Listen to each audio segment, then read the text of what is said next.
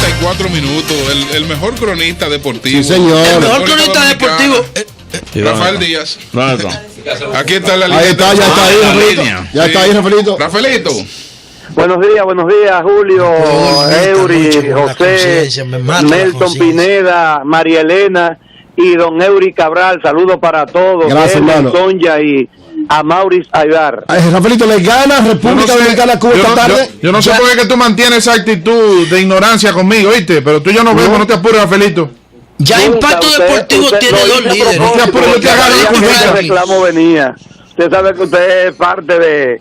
Usted es hermano nuestro también. Rafaelito, ¿le va a ganar República Dominicana a Cuba hoy? Te apuro, yo te agarro. ¿Piensas tú? Y él tiene una bola de cristal. Lo cierto es que por lo mal que ha lucido ese picheo de Cuba, uno puede esperar que el equipo de República Dominicana lo haga la ofensiva que hizo en el primer día, porque República Dominicana no perdió por falta de ofensiva, no, y no por un fallo en el picheo. Yo entiendo que José Offerman se durmió un poquitito, dejó un poquito demasiado, quizás dos bateadores extras al derecho Yuneski Maya, que tal y como nosotros decíamos el pasado viernes, ese era el punto débil del equipo de República Dominicana, el picheo, pero sobre todo el picheo abridor por lo agotado que terminó quien está llamado a ser el caballo de batalla del equipo dominicano, como es el caso de Yuneski Maya, por lo mal que ha lucido el picheo de Cuba en sentido general. Yo pienso que sí, que tenemos mucho chance, y un John Lester, ese John Lester fue el hombre que inició el partido sin hit que le lanzaron los Leones durante el round robin a los Tigres del Licey. Ustedes recuerdan aquel partido que aseguró la clasificación para la serie final del conjunto rojo, y posteriormente tuvo una buena salida en la serie final frente a los Tigres. Es una carta de triunfo, y yo pienso que sí, que tenemos todas las de ganar. Rafaelito. Si la ofensiva se presenta tal y como lo hizo, porque cuando usted anota 6 carreras, Víctor Gómez, usted está supuesto a ganar. Rafaelito, si el otro no anota 7. No te apures, yo te agarro, Rafaelito. Sin embargo, tú explicabas el poco atractivo de los equipos, y decía que hay muy pocos jugadores que estén protegidos en el roster de los 40, que de paso nos explique esto. Bueno, lo cierto es que esa es una muestra del bajo nivel que tienen las últimas series del Caribe, pero no me refiero a esta sola edición. Si usted busca el historial de los últimos 3 clásicos del Caribe, se va a encontrar con pocas figuras atractivas. Bueno, el equipo dominicano solo tiene 5 jugadores protegidos en el roster de los equipos de Grandes Ligas. Inclusive Emilio Bonifacio, una de las principales figuras del equipo nuestro, fue puesto en el que salvó al Licey frente al Escogido con la atrapada en el noveno. Cuando estos jugadores están protegidos, ¿qué quiere decir? ¿Tienen que jugar con permiso? No, que tienen contrato, Julio. Pero también tienen que tener el aval del equipo al cual pertenecen en los Estados Unidos. Ningún jugador va a tomar el riesgo sin previamente avisarle, y más con lo cerca que están los campos de entrenamientos, y cuando no son jugadores titulares, porque uno recuerda siempre las participaciones de Miguel Tejada, que siempre hay que resaltar su nivel de entrega, de Tony Peña, jugadores que terminaban aquí y estaban siempre a la disposición. El mismo actual dirigente de los Tigres, José Offerman, para no irnos a la época de los 80, de los 90, cuando los Manuel Mota, Ricardo Carti, siendo jugadores regulares en Grandes Ligas, recibían el permiso, pero no estaba tan cerca.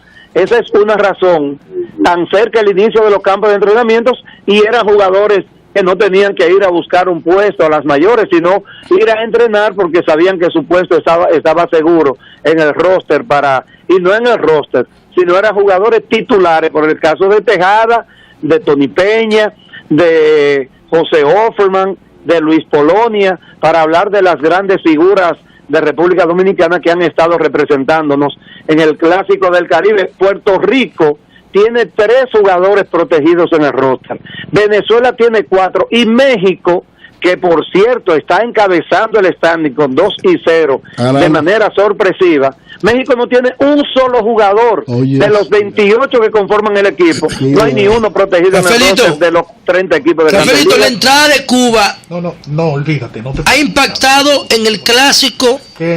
¿O todo sigue igual a pesar de la entrada de Cuba por esa deficiencia, esa debilidad que tú citas? Ha impactado. Quizás el hecho mismo del nombre.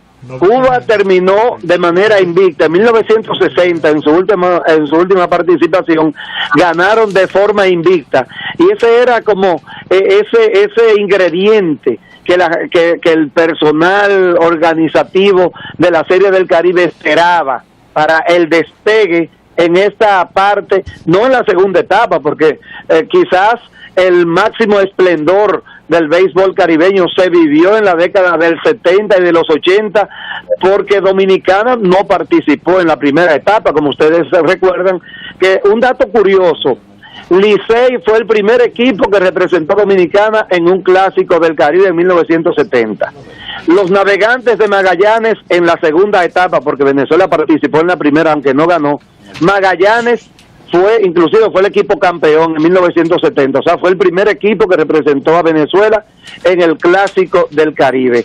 Los Naranjeros de Hermosillo, el primer equipo de México que conquista una Serie del Caribe. Y los Indios de Mayagüez, también el equipo más exitoso de Puerto Rico, o sea que se ha conjugado el éxito en eso. Y ni hablar de Cuba, aunque Villa Clara ustedes saben que no participó en eventos caribeños y debuta con 2 juegos perdidos donde el picheo, la ofensiva ha estado ahí, porque cuando usted promedia 5 carreras por juego, usted normalmente gana el partido, pero la debilidad del picheo ha sido el punto clave para que Cuba hoy esté al borde de la descalificación, porque ustedes saben que hay un nuevo formato. Ahora se juega una etapa de 5 encuentros, 5 partidos. La misma concluye el jueves, el miércoles.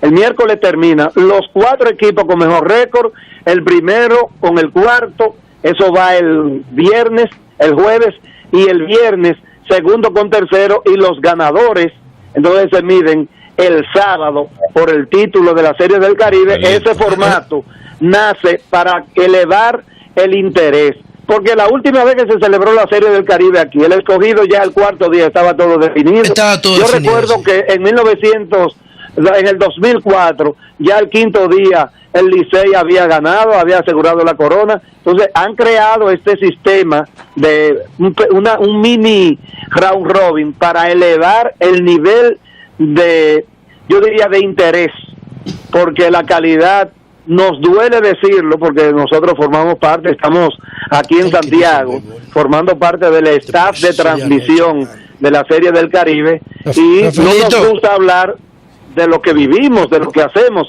pero uno no puede cegarse y hay que reconocer que había que buscarle una fórmula para que el interés estuviese presente hasta el último día. Ese triunfo ayer de los Halcones Marinos de Seattle le pone presión a Robinson Cano, que tiene que levantar en Seattle el béisbol como lo ha hecho el equipo de fútbol americano. Bueno, yo diría que Cano, que inclusive tuiteó de que ya él se siente un ganador, porque él llega e inmediatamente los Seahawks de Seattle, sin ser favoritos, se alzan. Y debo felicitarte, no sé si tú escuchaste nuestra intervención a primera hora, que resalté tu nivel de análisis, José, cuando señalaba que aunque anímicamente tú siempre estás con el débil, pero te basaste en algo fundamental, en los juegos de reloj. Sí. Entiéndase bien, la defensa juega un papel sumamente importante. En béisbol usted a veces comete 4 y 5 errores, lo dije y también, gana un juego de pelota. Ahora, si tú cometes 2 o 3 fallas defensivas en un juego de NBA, en un juego de fútbol, sea de soccer o el fútbol americano, tus posibilidades de victoria van a reducirse enormemente. Así es. Y el equipo de Seattle no falló en ningún momento. Casi perfecto. Es más, le dejaron anotar un touchdown. Rafaelito, dígame, Melton Pineda. ¿Por qué era que estaban protestando la presencia de Cuba en la Serie del Caribe? No, pero no en esta etapa. Yo vi una protesta ahí en Venezuela. No, pero Venezuela quizás fue el primer cuando se consultó sobre o sea, porque había que consultar a los miembros de la Confederación del Caribe para aceptar o no el ingreso. Se habla también de que Nicaragua o Colombia podrían estar formando parte para que no quede coja. Ustedes saben que ahora hay un día de descanso para cada equipo, pero en ningún momento, todo lo contrario. Yo creo que una de las mejores asistencias sin la presencia del equipo anfitrión, porque el primer día Venezuela no jugó. Cuando jugó Cuba segunda hora, había que ver la cantidad de público, el respaldo que le brindó la fanaticada a el regreso de Cuba a la sede del Caribe. Gracias, Rafaelito, gracias. Parece que ya eso es una situación política con Maduro. Eso es lo que creo, eso es lo que creo. Gracias, Rafaelito. Son las 10:45 minutos.